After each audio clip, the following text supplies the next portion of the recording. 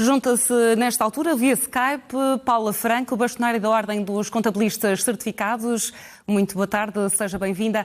Eu começo por lhe perguntar, nós já vamos no segundo confinamento e, olhando para os apoios disponibilizados agora às empresas, pergunto-lhe se aprendemos do primeiro confinamento para o segundo e se o processo de fazer chegar o apoio às empresas mais afetadas está a correr melhor ou a correr pior?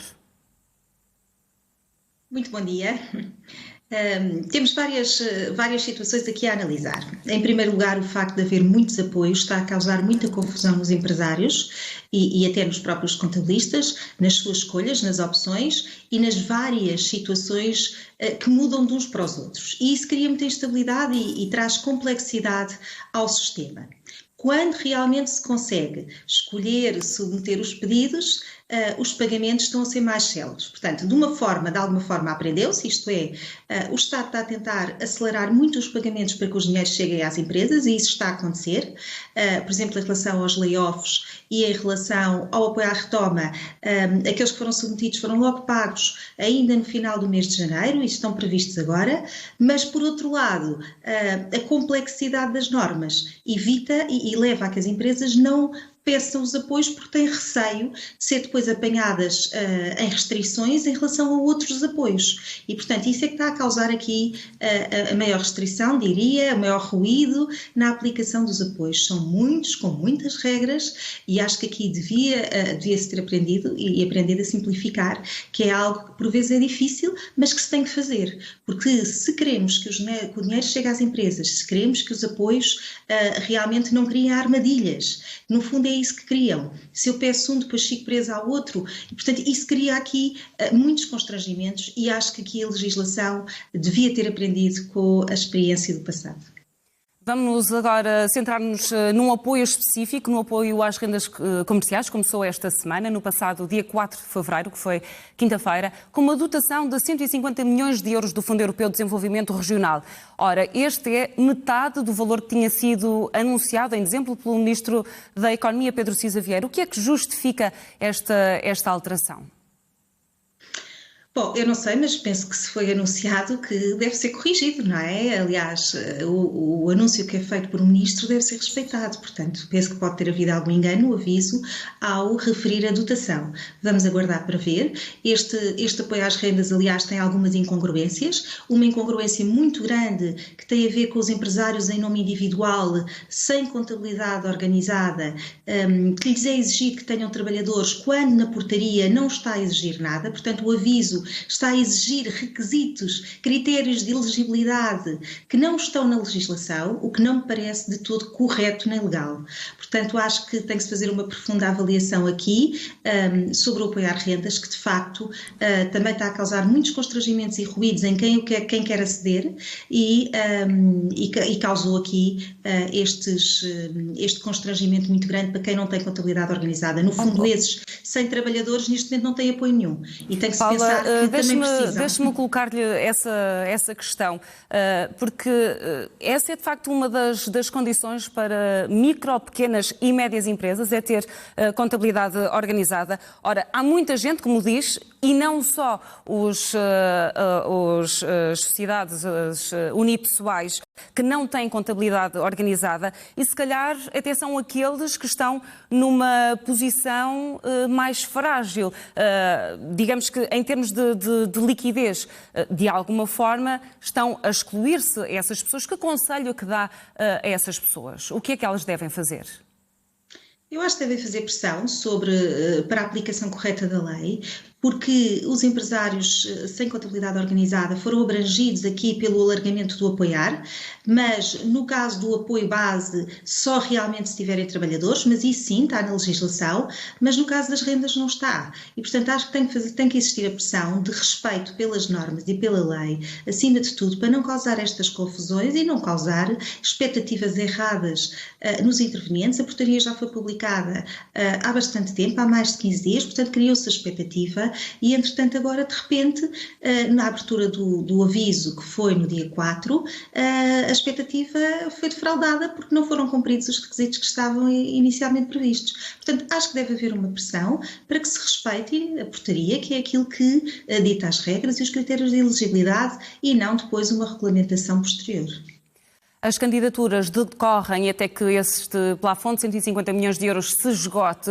Eu pergunto-lhe se acha que esta é uma medida justa, porque podemos correr aqui eventualmente o risco de deixar de fora pessoas que tenham menos acesso à informação. Parece-lhe justo? E, por outro lado, pergunto-lhe também que conselhos é que dá a essas pessoas? Eu acho que esta medida das rendas tem algumas questões injustas, nomeadamente, por exemplo, a obrigatoriedade de haver um contrato de arrendamento registado no Portal das Finanças, que situação que não é obrigatória para todos os casos. Portanto, vai deixar de fora algumas situações em que os senhorios, com todo o direito, não querem registar o contrato no Portal das Finanças e podem fazê-lo porque a lei o permite, e que, neste caso, foi exigido que esse contrato tivesse depositado. Portanto, acho que esta norma das rendas, de todas aquelas que têm a ver com o apoiar, acho que é aquela que está menos correta do ponto de vista legislativo, que está a causar também muito ruído. Estão, por exemplo, a pedir recibos de renda de dezembro, quando existiu a indicação para muitos senhorios não cobrarem as rendas aos seus inquilinos, e muitos não estavam a cobrar e estavam a permitir moratórias, e, portanto, isto é uma inversão daquilo que estava previsto na lei. Portanto, acho que este apoiar rendas não nasceu direito, não nasceu correto, e isso depois causa muito constrangimentos e expectativas defraudadas às empresas. Acho que o apoio é muito justo e muito necessário, porque as empresas fecharam, portanto as empresas não podem faturar, mas têm as suas rendas e têm que respeitar tudo aquilo que têm que cumprir em relação a estas obrigações, e, portanto, se não têm de ir buscar dinheiro, se foi decretado o seu encerramento, as empresas têm que ter como pagar estes custos fixos. E por isso acho que é um apoio muito importante, porque a maior parte das empresas são estes custos fixos que não está já a conseguir pagar e, portanto, dar conta deles. Outra incongruência, já agora ainda antes, depois se quiser fazer alguma questão mais específica, a incongruência de, por exemplo, as rendas das entidades que estão nos centros comerciais, pela tipologia que têm, não ficarem abrangidas. Ora, há imensas lojas, os centros comerciais são obrigados a fechar. Sabemos que as rendas nos centros comerciais até são rendas bastante mais elevadas e não ficaram abrangidos. Portanto, há aqui alguma incongruência neste apoiar rendas, que acho que devia ter sido muito mais flexível, porque se o objetivo é que o dinheiro chegue às empresas, que as empresas se aguentem, tem que se pensar em todas as perspectivas. A Paula Franco falava muito bem nos custos fixos que as empresas têm e que são cada vez mais difíceis de suportar. Ora, um dos custos fixos são, por exemplo, os pagamentos ao Estado. E eu trago para a nossa conversa o exemplo do pagamento por conta.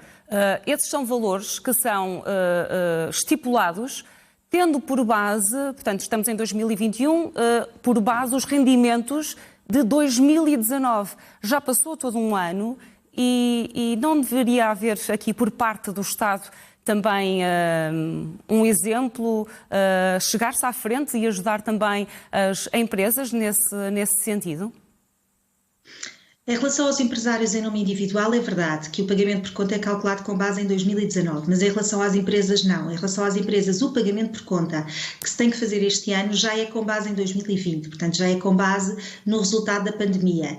Embora os pagamentos por contas tenham estado suspensos até ao fim, e houve inclusivamente depois uma não aplicação de COIMA se não tivessem sido feitos em 2020. Portanto, eu penso que em relação a esta matéria é aquela em que o Estado, apesar de tudo, mais legislou em termos fiscais para não prejudicar as empresas nestes pagamentos, mas poderia ter ido muito mais além. Os planos de flexibilidade do pagamento dos impostos propriamente dito fica muito aquém. Por exemplo, mas a questão que lhe coloco é precisamente essa, porque, por exemplo, a aplicação de moratórias implica sempre o pagamento devido do imposto, é só um diferimento no tempo. E nesta altura em que há milhares de empresas, vou corrigir, pelo menos centenas de empresas fechadas, e há muitas empresas que são empresas em nome individual. Perante este cenário, nem sequer sabem quando é que voltarão a ter liquidez, e as moratórias é só um adiar mais para a frente do pagamento que é devido ao Estado.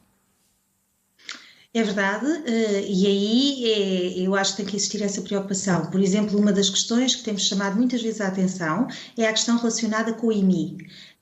Portanto, as empresas têm, por exemplo, este apoio às rendas, mas também podem ter estabelecimentos que são seus.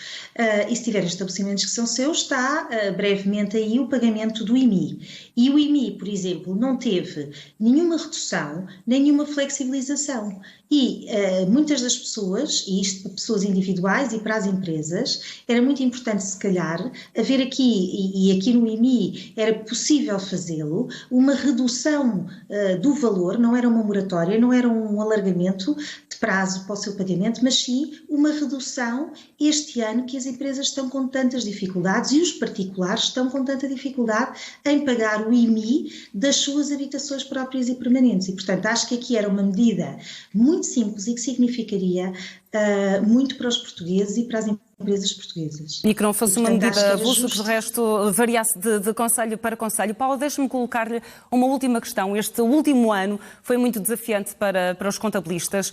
As áreas mais afetadas durante a primeira vaga são novamente as mais afetadas nesta altura de novo confinamento mais restritivo. Eu pergunto-lhe como é que vê o futuro para setores como a restauração, o futuro do turismo, a cultura e até as artes.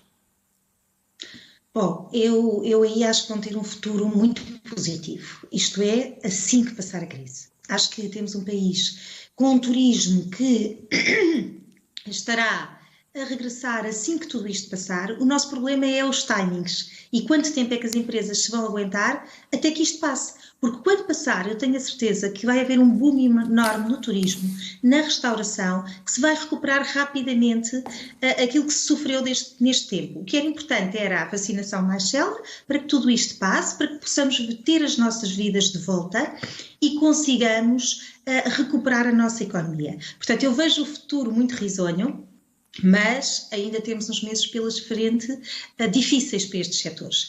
Os contabilistas certificados, como sabe, têm estado na linha de frente, aliás, não podem parar. Os contabilistas certificados são um serviço essencial, porque se os contabilistas pararem, enfim, tem uma implicação enorme em todo o país, nas empresas e até no Estado, por causa de arrecadar os impostos, e por isso os contabilistas certificados estão numa altura muito difícil. Por exemplo, este mês de fevereiro é um mês cheio de obrigações fiscais, que com todos estes apoios e com os sites da Autoridade Tributária, da Segurança Social, do próprio Portugal 2020 a causar imensos entraves à comunicação de todos estes apoios, estão a causar muitos constrangimentos nos trabalhos dos contabilistas. Portanto, as áreas castigadas são aquelas que, obviamente, estão mais apanhadas pela crise e por deixarem de poder faturar, mas também temos que olhar para aqueles que não podem parar, como é o caso dos contabilistas certificados, e que têm que ter condições de trabalho. E, portanto, os sites do Estado e toda a máquina que funciona do Estado para recolher e para ter estes apoios, porque os apoios cheguem às empresas, não funcionam de forma eficiente. E isso tem sido um entrave muito grande no trabalho dos contabilistas e que seria muito bom vermos isso ultrapassado. Paula Franco, agradeço desde já a sua disponibilidade e os esclarecimentos neste Jornal do Meio-Dia de SIC Notícias. Boa tarde.